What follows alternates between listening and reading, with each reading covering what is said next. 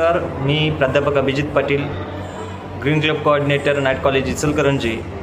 आमच्या महाविद्यालयामध्ये 2023मध्ये ग्रीन क्लबची स्थापना करण्यात आली। या गेल्या दीड वर्षभरामध्ये आमच्या महाविद्यालयामध्ये ग्रीन क्लबच्या वतीनं विविध कार्यक्रमांचं आयोजन करण्यात आलं। त्यातील जे कार्यक्रम केवळ आणि केवळ पाणी बचतीच्यासाठी राबवले गेले, तर त्या निवडक कार्यक्रमांचा या ठिकाणी उल्लेख करणं हे मला आवश्यक वाटतं।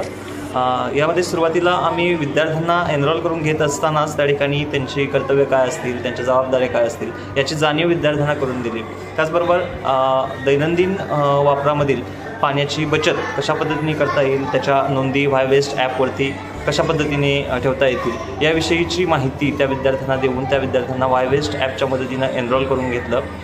विद्यार्थ्यांच्यामध्ये पाणी बचतीसाठी जाणीव जागृती तर केलीच, पण विद्यार्थ्यांच्या बरोबर समाजामध्येही जाणीव जागृती व्हावी, प्रबोधन व्हावं यासाठी आम्ही इचलकरंजी शहरातून सायकल रॅलीचं आयोजन केलेलं होतं। यामध्ये आमच्या ग्रीन क्लबचे खूप सारे विद्यार्थी हे पाणी बचतीचे संदेश देणारे त्या ठिकाणी बोर्ड घेऊन त्या ठिकाणी त्या सायकल रॅलीमध्ये सहभागी झालेले होते।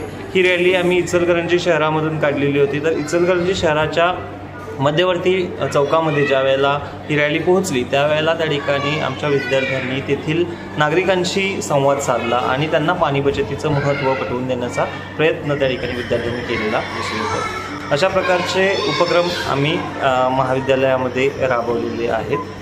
त्याचबरोबर विद्यार्थ्यांचा पाणी बचतीमधील दैनंदिन सहभाग वाढावा या हेतूनं आम्ही महाविद्यालयीन स्तरावरती 3 पारितोषिके जाहीर केलेली होती।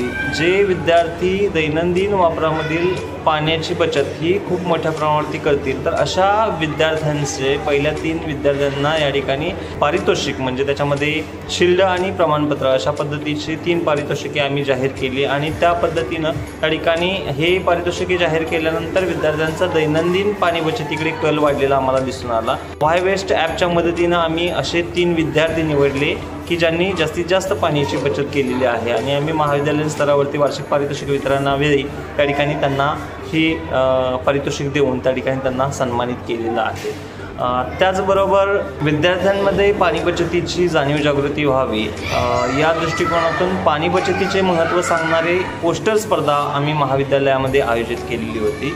त्या पोस्टर स्पर्धेला देखील चांगला प्रतिसाद आम्हाला मिळाला। त्याच्यामध्ये जे विद्यार्थी पोस्टर स्पर्धेमध्ये सहभागी झालेले होते त्यापैकी 3 नंबर या ठिकाणी काढून आम्ही त्या पहिल्या 3 क्रमांकाची पोस्टर्स जी आहेत तर ती जिल्हा स्तरावरती पाठवलेली होती स्पर्धेचा। तसंच आम्ही या पाणी बचतीचे महत्त्व सांगणाऱ्या रील्स, शॉर्ट व्हिडिओ याची देखील स्पर्धा महाविद्यालयामध्ये आयोजित केलेली होती।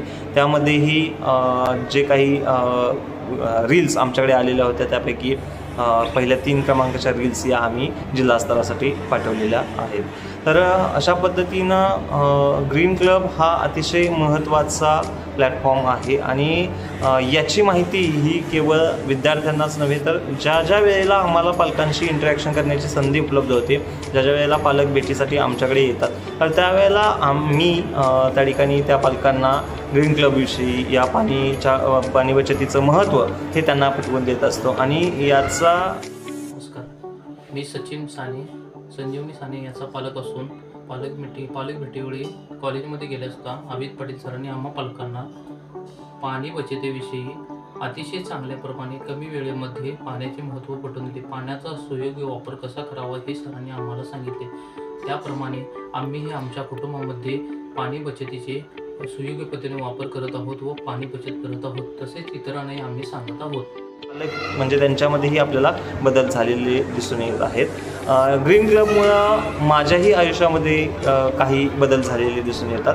तर त्यामध्ये अगदी छोट्या छोट्या गोष्टींमधून आपण खूप मोठ्या प्रमाणावरती पाण्याची बचत करू शकतो हे मला या ग्रीन क्लबच्या माध्यमातून समजलं आणि त्यामुळे ज्या माझ्या सवयी बदलल्या त्यामध्ये वेस्टर्न टॉयलेटऐवजी इंडियन टॉयलेटचा वापर करणं, आंघोळीच्या वेळेला शॉवरचा वापर करण्याच्या ऐवजी बादलीचा वापर करणं, गाडी धुत असताना पाईपच्या ऐवजी बादलीचा वापर करणं, शेविंग करत असताना, हात धुत असताना आवश्यक वेळीच त्या ठिकाणी नळ सुरू करणं, त्याचबरोबर बाहेरही समाजामध्ये ज्या ठिकाणी अनावश्यक जे नळ सुरू असतात तर ते नळ बंद करणं, तर यासारख्या सवयी ह्या मला लागलेल्या त्या ठिकाणी दिसून येतात.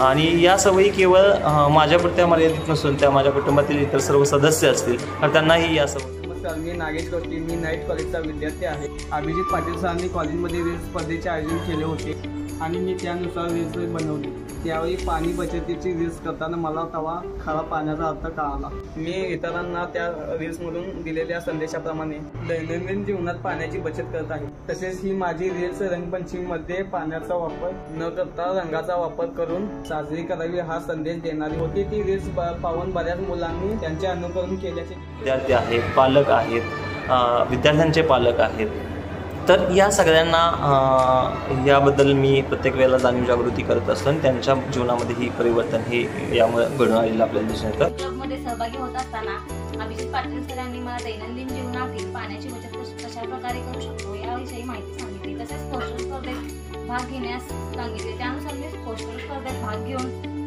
घेतला. त्यानुसार पोस्टर स्पर्धेमध्ये माझा प्रथम क्रमांक आला. त्यातून पाणी बचतीचे महत्त्व मला समजले. त्या दिवसापासून मी पाण्याची बचत नियमितपणे करते व त्या दिवसापासूनच माझ्या संपर्कात येणाऱ्या व्यक्तींना देखील पाण्याचा अपव्यय टाळण्यास सांगते. थँक्यू. ज्या वेळेला मी कॉलनीमध्ये असेल, मित्रांच्यामध्ये असेल किंवा एखाद्या नातेवाईकांच्या घरी जरी गेलो असेल तर त्यावेळेला त्या ठिकाणी ग्रीन क्लबविषयी या पाणी बचतीच्या महत्त्वाविषयी मी त्या ठिकाणी त्यांना सांगत असतो आणि त्यांच्याही मनावरती याचा परिणाम होऊन त्या ठिकाणी त्यांनीही अशा पद्धतीनं आपल्या सवयी लावून घेतल्या पाहिजेत याविषयी मी आग्रही असतो. तर ग्रीन क्लब हा अतिशय चांगला प्लॅटफॉर्म आहे आणि आज आपण पाहतो की महाविद्यालयीन युवक युवती मोठ्या प्रमाणावरती याच्यामध्ये सहभागी होऊन आपलं समाजाप्रती असणारं जे योगदान आहे ते देताना आपल्याला दिसून येत आहेत. आणि हा ग्रीन क्लब असेल हा प्लॅटफॉर्म उपलब्ध करून दिल्याबद्दल मी उच्च व तंत्र शिक्षण विभाग, महाराष्ट्र शासन आणि युनिसेफ तसेच त्यांच्या अन्य सहयोगी संस्था यांचं मनपूर्वक आभार व्यक्त करतो. धन्यवाद.